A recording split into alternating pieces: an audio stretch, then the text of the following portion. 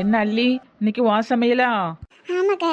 அல்லியக்கா, உங்களுக்கு சமைக்கலாம் தெரியுமா? கொஞ்சம் கொஞ்சம் தெரியும் புஷ்பா. சரி, நாங்க ஏதாவது உதவி பண்ணட்டுமா? இந்த தக்காளி வெட்டுறது, வெங்காயம் வெட்டுறது. பச்சை மிளகா வெட்டுறது, உருளைக்கிழங்கு வெட்டுறது, இந்த மாதிரி ஏதாவது உதவி வேணுமா? ஏக்கா அதெல்லாம் ஒன்றும் வேண்டாம், நான் பார்த்துக்கிடுறேன். ஐயோ அள்ளி, நாங்களே சும்மா தானே இருக்கோம். வேணும்னா நான் இந்த பாத்திரம் வளர்க்குறேன். ஏட்டி நெட்டூஸ், உனக்கு இந்த பாத்திரத்தை விளக்க தெரியுமாட்டி? ஆமா, இது பெரிய மாலை.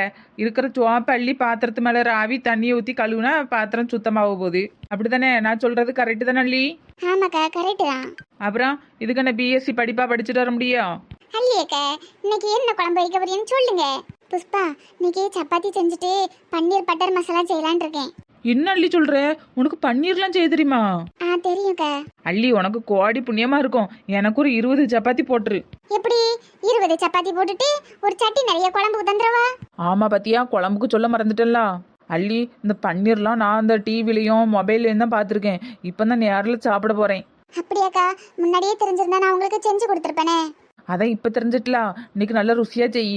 எப்படிக்கா இப்படி எல்லாம் சமைக்கிறியே? எனக்கும் கல்யாணம் முடிஞ்சு வர வரைக்கும் ஒண்ணுமே சமைக்க தெரியாது. வந்ததுக்கு அப்புறம் தான் யூடியூப்பை பார்த்து ஒன்னொன்னா கத்துக்கிட்டேன். இப்போ ஓரளவுக்கு சமைப்பேன்.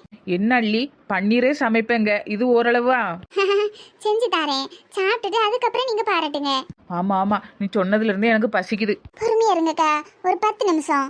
நான் பொறுமையா இருக்கேன். நீ நல்லா டேஸ்டா செய். நான் என்ன பண்ணட்டும்? ஏட்டி, நீ அதுல நிக்காத. ஆமா, கிரைண்டர் நினைச்சு யாராவது சுவிட்ச் போட்டுற போறவ. உன்னைய முத வீட்டுக்குள்ள வைக்கிறது தப்புடி. ஏம் டீ?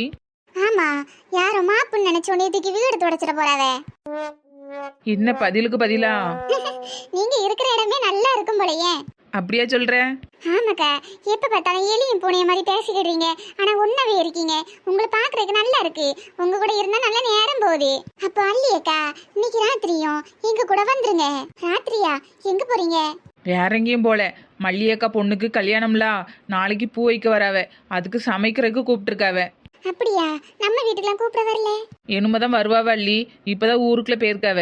அப்படியா? சரி சரி. நீ இன்னைக்கு ராத்திரி எங்க கூட வந்துரு. அங்க ஜாலியா இருக்கும். நாங்க 2 பேரு, அப்புறம் ஸ்மெயிலி அக்கா, ராசத்தி அக்கா, ரங்காக்கா எல்லாரும் அங்கதான் இருப்போம். உலக செய்தியே அங்கதான் இருக்குன்னா பாத்துக்கீங்க. கண்டிப்பா நானும் வரேன். நீங்க சொல்றத பார்த்தா நல்லா இருக்கும் போலயே. ஆமா அள்ளி, நல்லா இருக்கும். அதான் உனக்கும் சமையல் தெரியுங்கியே, அப்ப எங்களுக்கு உதவியா தானே இருக்கும். ஆமாக்கா, நீங்க வாங்க. சரி புஷ்பா, நான் வாரேன். ஏட்டிவளா, இங்க என்ன பண்ணுதிய? கிச்சன்ல என்ன ஆச்சு பண்ணுவாவ? அரசியலா பண்ணுவாவ. சமையல் பண்ணிட்டு இருக்கோம். அப்படியா? சரி சரி பண்ணுங்க, நான் இதுல ஓரமா உட்காந்துடுறேன். ஏன் வீட்டுக்குள்ள உட்கார இடம் இல்லையோ? கிச்சன்ல தான் வந்து உட்காரணுமா? சும்மா இருட்டி இவ ஒருத்தி. அல்லி, எப்படி நீ தான் சமைக்க போறான்னு தெரியுது. என்னம்மா வைக்க போற? வேற ஒன்றும் இல்லம்மா, சப்பாத்தி போட்டு பன்னீர் பட்டர் மசாலா பண்ணலான்னு இருக்கேன். அப்படியா? உனக்கு அதை செய்ய தெரியுமா? தெரியுமா, கொஞ்சம் கொஞ்சம் யூடியூப்ல பார்த்தேன். சரி, இருந்தாலும் நானும் ஒருக்கா சொல்லுவேன், கேட்டுக்க. அதானே பார்த்தேன். இந்த பன்னீர் இருக்கலாமா, பன்னீர் அதை சின்ன சின்னதாக கட்ட கட்டமாக வெட்டி ஒரு பொருக்காஞ்சட்டியில் கொஞ்சோண்டு எண்ணெய் கொஞ்சோண்டு நெய் ஊற்றி காய்ச்சிட்டு அதில் என்ன பண்ணுறேன், மஞ்சத்தூள், கொஞ்சோண்டு மசாலா தூள், ஆமாம், அப்புறம் ஏதாவது ஒரு சிக்கன் மசாலாவோ இல்லாட்டி ஒரு முட்டை குருமா மசாலா, ஏதோ ஒரு மசாலா, என்ன மசாலா இருக்கோ அதை கொஞ்சமாக போட்டு இந்த இது பன்னீர் இருக்குல்ல அதை போட்டு கொஞ்சமாக ஒரு 2 நிமிஷத்துக்கு வதக்கி எடுத்துரு. சரிங்கம்மா. அப்புறம் அதை எடுத்து ஒரு ஓரமாக வச்சுட்டு அதே சட்டியில் தான் கொஞ்சம் எண்ணெய் நல்லா உண்டன்னு ஊற்றி தக்காளி வெங்காயம், ஆமாம், இது எல்லாத்தையும் வதக்கி வச்சுக்க. வதக்கி வச்சுட்டு அதுக்கப்புறம் மறுபடியும் கொஞ்சோண்டு தக்காளி கொஞ்சோண்டு வெங்காயம் போட்டு வதக்கி அது வதக்குறதுக்கு முன்னாடி இந்த பட்டை கிராம்பு ஏலக்காய் அப்புறம் அந்த பிரியாணி இலை இதெல்லாம் இருக்குல்ல அதெல்லாம் போட்டு வதக்கி விட்டுட்டு வெங்காயம் தக்காளியும் வதக்கி விட்டுட்டு அரைச்சி வச்சிருக்க வெங்காயம் தக்காளி இருக்கு பார்த்தியா, அதையும் ஊற்றி கொதிக்க வச்சுட்டு பிறகு தயிர் இருந்தனா ஒரு 2 கப்பு தயிர் ஊற்றலாம், இல்லாட்டி ஊத்தாண்டா. நம்ம என்ன மோர் குழம்பா வைக்க போறோம்? ஏட்டி, தயிர் ஊற்றினா கொஞ்சம் புளிப்பு கூட்டும், அதுக்கு தான். சரிங்கம்மா. அதுக்கப்புறம் அது நல்லா பச்சை வாசனைலாம் போனதுக்கப்புறம் உனக்கு என்ன மசாலா தோணுதோ, இல்லாட்டி மட்டன் மசாலானா மட்டனு, சிக்கன் மசாலானா சிக்கனு, ஆமாம், இந்த 2ல் ஏதாவது ஒன்று போட்டு அதுக்கப்புறம் இந்த பன்னீர் இருக்குல்ல அதை எடுத்து அப்படியே உள்ளே போட்டு ஒரு 2 நிமிஷம் தான் லைட்டாக கொதி வந்தோன்னே பண்ணி இறக்கி வச்சிரு. நல்லா இருக்கும். ஆமாம். சரிங்கம்மா, நானும் இப்படி தான் யூடியூப்பில் பார்த்தேன், செய்கிறேன். சரி சரி. சப்பாத்தி மாவு எதுவும் பசையணுமா? இல்லைம்மா, பசைஞ்சிட்டேன். சரி சரி. அம்மா, நான் ஒன்று கேட்க, நீங்கள் தப்பாக நினைக்க மாட்டீங்களே? கேளுமா. காலையிலேருந்து நானும் கவனிச்சுட்டே இருக்கேன், உங்கள் முகம் வாடினாப்ல இருக்கு, எதுவும் பிரச்சனையா? ஐயோ, நான் நல்லா தான் இருக்கேன், வாங்க நீங்கள் வேலையை பாருங்க. இல்லைம்மா. அல்லி, அதெல்லாம் ஒன்றும் இல்லைம்மா, நீ எதுவும் மனசு போட்டு குழப்பிக்கிடாத. அதையே தக்காளி வெங்காயம்லாம் நறுக்கி வச்சுட்ட போலயே. ஆமாம்மா, நான் எப்பயுமே அப்படிதான். ஏதாவது குழம்பு செய்யணும்னா அதுக்கு தேவையான காய்கறி எல்லாம் நறுக்கி வச்சிருவேன். ஆமா ஆமா, அப்பதான் ஈஸியா இருக்கும். பிறகு சட்டியை கொண்டு அடுப்புல வச்சுக்கிட்டு எண்ணெயை ஊத்தி அங்கே எண்ணெய் கொது கொதுன்னு கொதிக்கும். அதுக்கப்புறம் வெங்காயத்தை வெட்டி தக்காளியை வெட்டி போட்டோம்னா நமக்கு தான் ஆபத்து. பரவாயில்ல, இதுவும் நல்ல ஐடியா தான். ஏட்டிவளா, நீங்க என்ன ஆளுக்கு ஒரு கறிக்கு வந்து உட்காந்துக்கிட்டியே? அந்த பிள்ளை ஒத்தையில கடந்து செஞ்சுட்டு கிடக்கல. ஒத்தையில எங்க இருக்காவ? துணைக்கு தான் நம்ம 3 பேர் இருக்கும்ல. ஏ அம்மா, உங்ககிட்ட எல்லாம் வாயை கொடுத்து ஜெயிக்க முடியுமா? ஆச்சி, யார கூப்பிடுதாவள? வேற யாரு, நம்ம மல்லியக்கா தான். மல்லியா? ஆமா ஆச்சி, அவிய பொண்ணுக்கு கல்யாணம், அதுக்கு கூப்பிடுறதுக்கு வந்திருக்காவ. என்னட்டி சொல்லுதியே? ஆமாச்சி, வாங்க என்னன்னு போய் கேட்போம். இம்மாடி அள்ளி, நீ செஞ்சுட்டு ஏதோ ஒண்ணுன்னா குரல் கொடு, ஓடி வரோன்னு. சரிங்கம்மா, நீங்க போய் பாருங்க.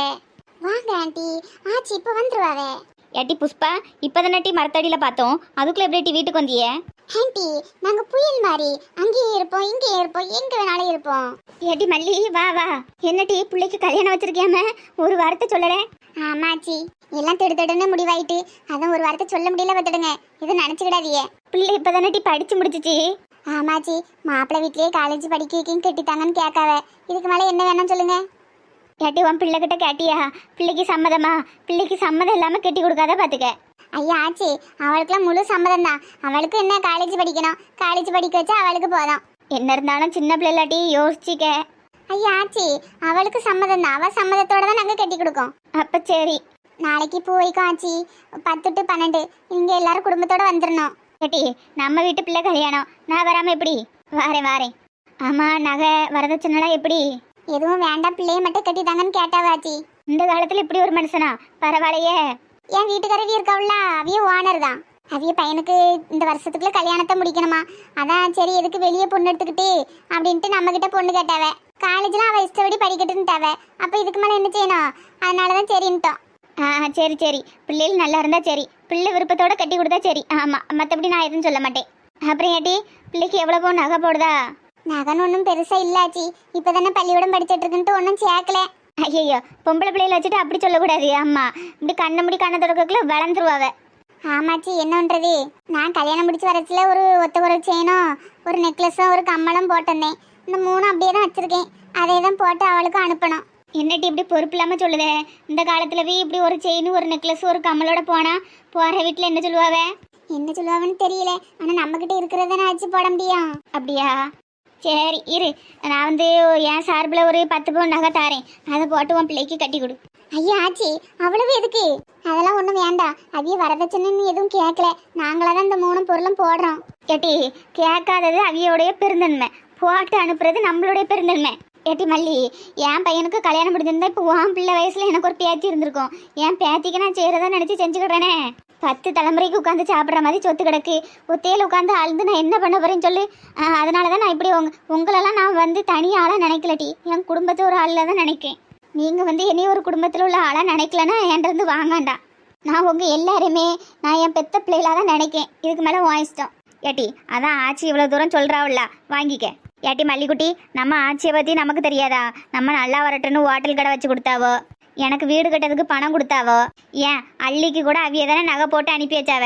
அது மட்டுமா, என்னைய படிக்க வைக்க போறாவ, நெட்டவெளிய படிக்க வைக்க போறாவ. இன்னும் அதிகமா இருக்கு. நமக்கு தெரியாம எவ்வளவு உதவி நமக்கு பண்ணியிருக்காவ தெரியுமா? ஐயா ஆச்சி உதவி பண்ணுவாவ எனக்கு தெரியும். ஆனா இருந்தாலும் நகை இப்போ ஒரு பவுன் நகை எடுக்கணும்னா 60 தாண்டில போகுது. இந்த காலத்துல போய் நீங்க 10 பவுன் தாரீங்களே ஆச்சி, அதான் எனக்கு மனசுக்கு கஷ்டமா இருக்கு பார்த்துடுங்க. ஏட்டி மல்லி, அந்த காலத்திலேயே நான் வரச்சிலேயே 200 பவுன் போட்டு வந்தேன். அதே மாதிரி என் மாமியாரும் 200 தான் போட்டு வந்துச்சு. என் மாமியார் காலம்லாம் முடிஞ்சு போச்சு. அவ்வளவு நகையும் என்கிட்ட தான் இருக்கு. நான் ஒத்தையில வச்சு ஆழ்ந்து என்ன பண்ண போறேன்னு சொல்லு. எனக்கு ஒத்தைக்கு ஒரு பையன் தான். இனிய மருமாவா வந்து அவளுக்கு ஒரு 100 பவுனை போட்டு நான் அழகு பார்ப்பேன். 10 தலைமுறைக்கு உட்காந்து சாப்பிட்ற மாதிரி என்கிட்ட சொத்து கிடக்கு. நான் எதுக்கு மற்றவங்களுக்கு உதவி செய்யக்கூடாது சொல்லு? இருக்கிறவன் தான் உதவி செய்ய முடியும், இல்லாதவன் உதவி செய்ய முடியாது. என்கிட்ட இருக்கு, அதனால நான் செய்கிறேன், அவ்வளவுதான். நீங்கள் எல்லாரும் தப்பாக நினச்சேன்னு நினச்சிட்டு போங்க. என் மனசில் எந்த ஒரு கெட்டமோ எண்ணமும் கிடையாது. என் பேத்திக்கு நான் 10 பவுன் செய்வேன், அவ்வளவுதான். நீ கல்யாணம் என்னைக்குன்னு மட்டும் சொல்லு. ஆச்சு, நாளைக்கு தான் பூ வைக்க வராத. நாளைக்கு தான் என் தேதி நல்ல தேதியாக பார்த்து முடிவு பண்ணணும். அப்படியா? சரி சரி, அப்போ நாளைக்கு வந்துருந்தோம் டீ. சரிங்க ஆச்சி, இன்னும் 2-3 வீடுக்கு சொல்ல வேண்டியிருக்கு. நாங்கள் கிளம்புறோம். அப்புறம் ஆச்சி, நீங்கள் இப்படிலாம் உதவி செய்யறதுக்கு நான் உங்களுக்கு என்ன கைமாறு செய்ய போகிறேன்னு எனக்கு தெரியலை. இவா ஒருத்தி ஏட்டி, பெத்த பிள்ளைக்கு சரிக்கு நான் எதுக்கு கைமாறி எதிர்பார்க்கணும்? நான் அதை சொல்லிட்டோம்ல, நீங்கள்லாம் என் பெத்த பிள்ளை மாதிரி, அவ்வளவுதான். சரி டி, நீ போயிட்டு வா, நாளைக்கு நான் வந்துடுறேன். ஆ சரிங்க ஆச்சி.